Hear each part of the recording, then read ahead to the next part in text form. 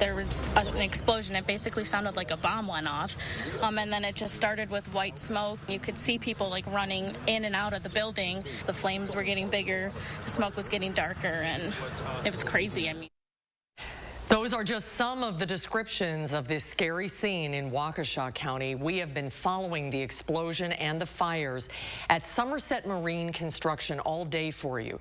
Crews in Eagle have been working hard to get it under control since showing up just before 8 a.m. And that is when this video was taken. You can see how thick the smoke was this morning. And now here is a closer look at some of the damage. We could see a lot of trucks with ladders spraying that water from above. Elsewhere, firefighters used hoses, as you saw on the ground, all in a defensive attack because they simply could not get inside this facility. It is a big place, a 24,000 square foot plant where they assemble and work on piers for boats. Now, the site is located in Eagle. Now, if you're not familiar with it, that is a short drive going west from Mugwanago, also not far from Old World, Wisconsin. There's actually an elementary school only about a quarter mile away from Somerset Marine. And we're told children and staff actually felt shaking when that explosion happened. They evacuated to another school outside the village and then went home for the day. Now, part of what's important about fighting this fire is where it happened. Eagle is quite small, only about 2,000 people, and it's also rural. Naomi Coles can explain that more, as she's been on the ground since late this morning for us. Naomi?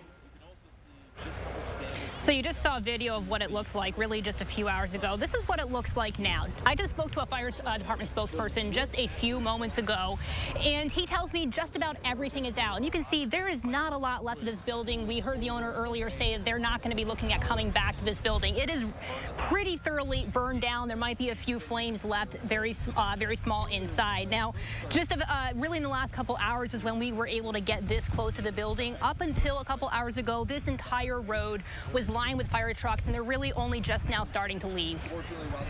You're responding for a report of an explosion inside of Somerset Marine. It's just 2 minutes after this call at 7:44 a.m. that the first fire trucks arrived on scene. Inside when it happened, 24 Somerset Marine workers. One of our employees was very heroic and dragged 2 of them out right away, and very thankful for that as well. 3 firefighters and 3 employees were hurt. Of those, 2 were still in the hospital this afternoon, an employee with a broken femur and a firefighter with heat exhaustion. This has been a defensive fire, the entire fire attack, which means that the firefighters were never able to go inside of the building. There was significant structural collapse prior to firefighter arrival. Agencies as far away as Kenosha and Milwaukee responded, partly so that no single agency is overwhelmed. Plus, with this one hydrant close enough to draw on, tankers were making 2-mile round trips to nearby lakes.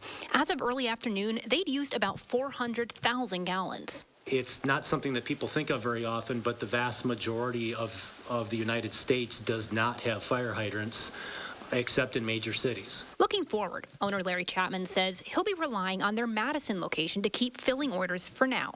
Somerset's website says they're the largest pier and dock manufacturer in Wisconsin, and Chapman believes they'll likely have to rebuild somewhere else after this.